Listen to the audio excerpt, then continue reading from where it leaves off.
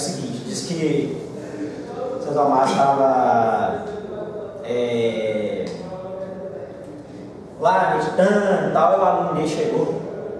Irmão Tomás, vai, vamos lá fora, tem um boi voando, vamos lá ver. Aí saiu, ele era gordo, né? Saiu lá devagarinho, foi lá no pote, olhou, todo mundo rindo. Aí até que uma estouradinha no pé dele assim: irmão Tomás, você é tão inteligente, vai acreditar nessa história de que boi está voando? Aí ele falou assim: claro que eu vou acreditar, porque para mim é mais fácil um boi voar do que religioso mentir. Então tem essa anedota.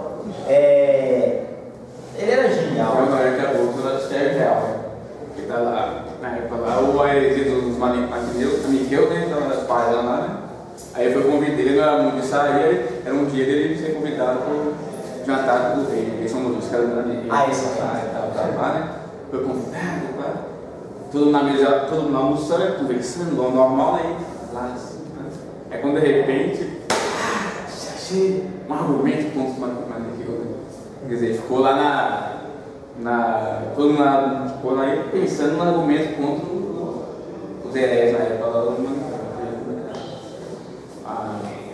o foco dele, né, era sempre da verdade, pelo menos, biólogos, né? Tem essa situação, né, de ele tá focado, todo mundo lá, pensando no argumento contra os mas isso aí às vezes a gente outro dia eu deixei minha esposa maluca, que eu tava lá em casa, lá paradão, né? Eu tava pensando assim do nada e tal. Eu falei assim: não, gente, não é que é mesmo? Eu comecei a pensar. Aí eu falei assim: me dá uma caneta, me dá um lápis, tem que escrever imediatamente. Você tá doido? O que você vai escrever? Aí eu comecei a escrever umas 3 páginas direto da dissertação. Eu tive ficado 3 meses sem fazer nada, assim, absolutamente nada. Do nada veio um site, assim. Eu fui discussão, você vai terminar esse tempo, você vai terminar. Dando conselho aí, ó. Você é dando conselho, atuando, Porque na prudência a gente fica pensando: ai, o que eu vou escrever? Ai, meu Deus. Aí de repente, ó. Eu achei. A resposta à objeção de que você não. Qual que é a objeção? Os efeitos se demonstram, a partir dos efeitos você demonstra Deus, sem exatidão. Conhecer de um modo geral, não sem confusão, que Deus existe, está impresso em nossa natureza, no sentido de que Deus é a felicidade do homem. Eu esqueci de falar isso no primeiro, de Deus ser evidente por si mesmo. Na verdade, a evidência para o homem é buscar a felicidade. Só que nem sempre o homem identifica essa felicidade com Deus. E aí mora o problema. Por isso que Deus não é evidente por si mesmo para o homem. Porque o homem sabe que ele tem essa, digamos assim, essa tendência, essa busca pela felicidade, mas ele não associa essa busca, essa tendência que ele tem à felicidade a Deus e coloca nos objetos. Então esse é um problema. Aí ele fala o seguinte: posto que o homem por natureza quer ser feliz, por natureza conhece o que por natureza deseja, porém a isso pode se chamar exatamente conhecer que Deus existe. Como por exemplo, saber que alguém vem não é saber que Pedro vem, ainda que seja Pedro que vem.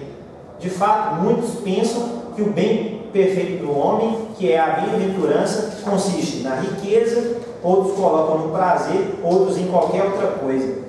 Então esse é o problema da questão daquele problema que eu coloquei de Deus ser evidente por si mesmo. E o segundo ponto que eu queria apresentar é a objeção ao outro ponto, que é o seguinte: a existência de Deus e outras verdades que podem ser conhecidas somente pela razão natural, tal como diz Romanos 1,19, não são artigos de fé, senão preâmbulos a tais artigos. Porque qual que era a objeção? A objeção é a objeção fideísta. Antes de que tivesse os fideístas, São Tomás já estava sabendo os fideístas, que era o seguinte: você só pode conhecer a existência de Deus através da fé e da revelação. E São Tomás vai contra isso. Ele fala que através da razão natural você pode conhecer. E a passagem bíblica que os fideístas da época usaram era Romanos 19. Aí ele fala o seguinte, deixa eu ver se está aqui o Romanos 19 para ler, senão alguém... Eu tenho aqui, ó. Mas pode ler pode ler o 19 e o 20. É porque estava 19 e o 20 aqui, mas só está transcrito o 20. Já pegou? Porquanto o que se pode conhecer de Deus, eles o leem em si mesmos, pois Deus lhe o revelou com evidência. Desde a criação do mundo, as perfeições invisíveis de Deus, o seu sempiterno poder e divindade se tornam visíveis à inteligência, por suas obras, de modo que não se podem excusar. É aquela coisa, você pega um pedaço da artilha do texto bíblico e não leu o todo. Aí ele fala o seguinte, vou voltar. A experiência de Deus e outras verdades que dele podem ser conhecidas somente pela razão natural, tal como diz Romanos 19, não são artigos de fé, senão preâmbulos a tais artigos. Ou seja, eles estão antes dos artigos de fé, servem como base para esses artigos de fé. Eu vou falar uma coisa depois que é mais incisivo nesse sentido. Pois a fé pressupõe o conhecimento natural, como a graça pressupõe a natureza e a perfeição o perfectível. Sem dúvida, nada impede que o que em si mesmo é demonstrável e compreensível seja tido como crível por quem não chega a compreender a demonstração. O que isso significa? Você não pode, através da fé, renegar a dimensão dos sentidos, a dimensão da razão, porque ela é condição base, conditio sine qua non, para que Deus haja. Então, por isso que Santo Tomás coloca os argumentos racionais antes da revelação, antes de falar sobre Deus feito homem, Cristo, o Espírito Santo e a Trindade. Porque qual que é o problema hoje para a gente às vezes fazer, e aí a gente já falando da dimensão prática para terminar, da nossa missão de apostolado, que é levar o Evangelho à frente. Porque a nossa sociedade atual, assim, o problema que nós temos que encarar primeiro é que as pessoas não acreditam na própria razão. Então, se elas não acreditam na própria razão, elas não vão acreditar nessas demonstrações racionais. E por conseguinte, se você conseguir que elas tenham alguma fé, essa fé vai ser sem base e facilmente vai poder. É aquela parábola, né? A pessoa que construiu a casa na areia construiu em bases que não são sólidas, são bases maleáveis. Bases maleáveis, você não consegue ter a solidez. Então a solidez da fé, ela tem que estar embasada na razão. Por isso que a igreja condenou o fideísmo, que é o quê? Você só pode chegar a Deus através da fé. Deus revelado, você só chega através da fé, porque o passo primeiro é de Deus. Mas a razão não pode ser relegada, porque Deus nos fez o quê? Razão e vontade, imagem e semelhança dele. Então, se ele nos fez assim, nós não podemos negar a obra que ele fez. Por isso, não podemos negar o corpo, não podemos negar os sentidos. Esse é o grande problema. Então, por que a gente às vezes toca aqui na questão da política, na filosofia, quando a gente fala dos conceitos de lei, né? Lei natural, lei positiva, lei divina, é porque o nosso tempo, a filosofia que domina hoje e que se estendeu na prática diária das pessoas é da negação da verdade, negação de que o homem possa alcançar a verdade por vias racionais e Pior ainda, sendo alcançado por vias racionais, alcançado por vias da fé. Por quê? Porque não existe verdade. É isso que é colocado. A filosofia não pode procurar a verdade porque a verdade não existe. E buscar o que não existe é irracional. Então eles colocam em pacote uma razão num modelo já pré-determinado. Esse é o único problema. Por isso que às vezes a gente tenta espalhar a boa nova e bate e volta. Porque as pessoas não estão nem preparadas para compreender. Não são capazes de associar.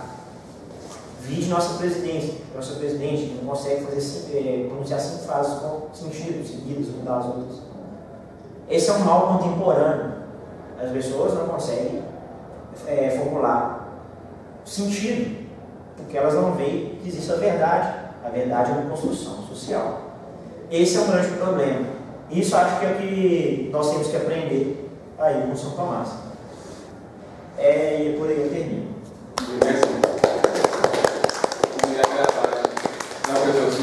Caiu uma ponte ali. Mas não concordo com a sua opinião.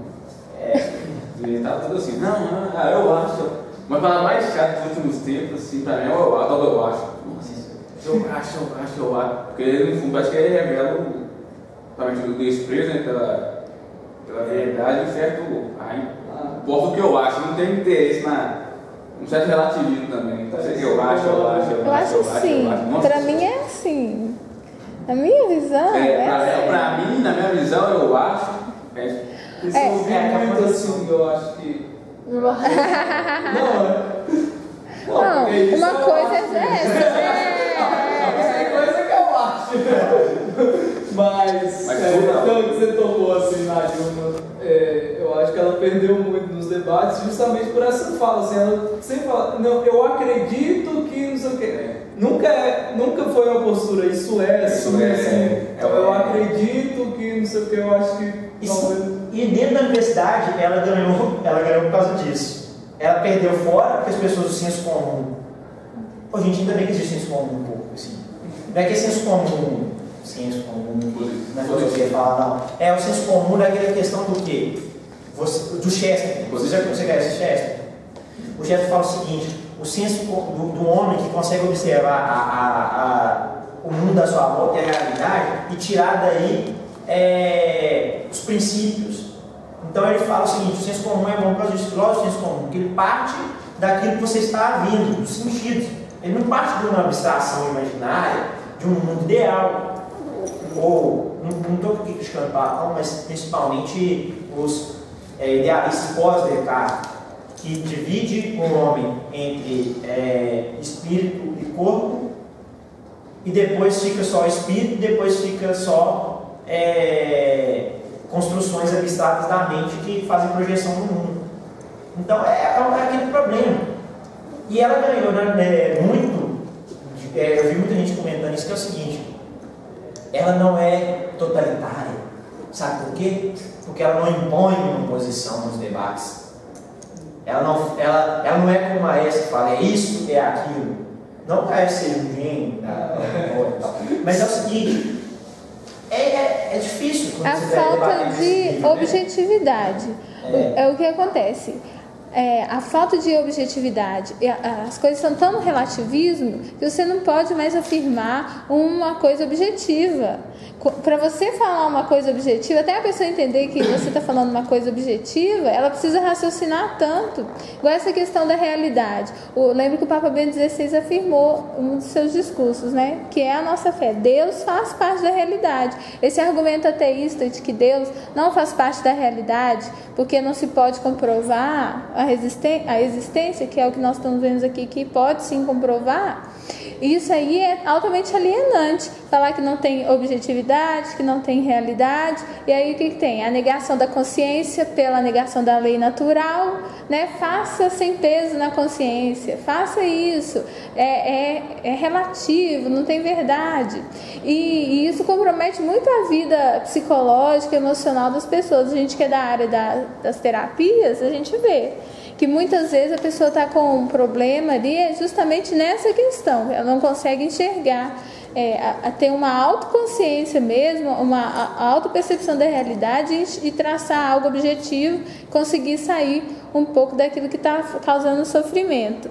E eu penso que essa questão aí que você citou, Fernanda, sobre o Freud, né, ter falado que não se pode comprovar, eu acho que isso aí pode sim ser debatido na própria prática clínica. Se você estuda o caso clínico da pessoa, uma pessoa que tem a fé, né, e ela ordena as coisas que acontecem. Para Deus, você consegue traçar numa linha reta, assim, qualitativa, a atuação desse Deus que ela está falando na vida dela. E é interessante como você, ordenando as coisas, você pode chegar numa lógica da atuação de vida na vida daquela pessoa. E para um pode ser relativa, não, isso aí se você fazer um cálculo, você vai saber que o horário que o ônibus saiu e chegou lá naquele horário que ela estava lá, pode fazer, mas quem vai estudar isso? Ninguém vai, porque sabe que vai chegar numa objetividade e que aquilo ali faz sentido. Então, é uma coisa assim que tem muito pensamento, dá pra se pensar muito, tem muito conteúdo. Vocês vejam um vídeo que chama Red Balloon.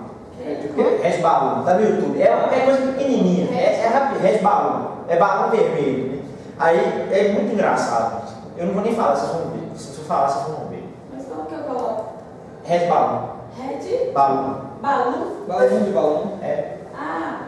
Red. Colocar sua cabeça em parafuso, escrever Red de aço. Não, isso aí é psicologia cognitiva. Vocês já fizeram esse teste? Fale a cor que está. Isso lá é psicologia cognitiva. Tinha um amigo meu que falou assim: tô fazendo psicanálise 2. Você tá gostando? Tô. Mas aconteceu alguma coisa que o professor me destruiu. Eu tô assim: o que foi? Ele falou que eu aprendi hoje que Freud falou que religião é delírio coletivo. Aí eu tô assim, e ultimamente a religião é que tem sido uma coisa que tem me sustentado na vida, e ele vem na sala de aula e fala isso, sabe? Aí que a gente começou a conversar e tudo, que aí a gente foi trocando pensamento de que é uma parte só da fala que ele pegou, foi só uma aula que aconteceu de surgir esse comentário, e que isso não pode trazer o todo do sentido da religião tá tendo na vida dele. Que tem também o lance da experiência individual com Deus, e aí isso vai afetar na realidade dele, no comportamento, no modo de ver, no modo de ser. Então ele passar a pensar a influência da religião na vida dele. A religião foi tão materialada que você vai pegar Marx e o João Golpe do Povo. Feuerbach vai ser mais ou menos mesmo sentido, assim, de que é uma projeção mental do ser humano, uma fuga. Uma fuga da realidade, um outro fuga da realidade, olha só. São sempre esses argumentos, assim. Eu sou psicanalista, eu falo assim, não faço psicanálise. Não estuda isso não, isso é mesmo. Às vezes a gente tem que fazer essas opções na vida. Mas assim, procura também psicológico para estudar, não estuda Lacan também não. Tem algo que você não considera nenhum vai estudar Colbert, sei lá. Fenomenologia. Fenomenologia. Fenomenologia, você vai. Personalismo. Não é muito fenomenologia filosófica, não. Vai estudar Bernardo Lonergan, Freud e tal. Porque você tem a noção, posso não falar? Mafia dos Santos. Você tem que ter a noção da verdade do erro. Mas por que não psicanálise? Tem que ver os erros. Se já é um erro, já é um motivo para você. Esse é um movimento quase de homem. Você já viu um psicanalista normal? Tem a questão do ateísmo, né? Que é ruim. Agora, se todos aqui, só fazendo um parênteses aqui, isso não vai para gravação. Então, peraí que eu vou parar, peraí. Todo psicanalista. Peraí, não é aqui não, é aqui.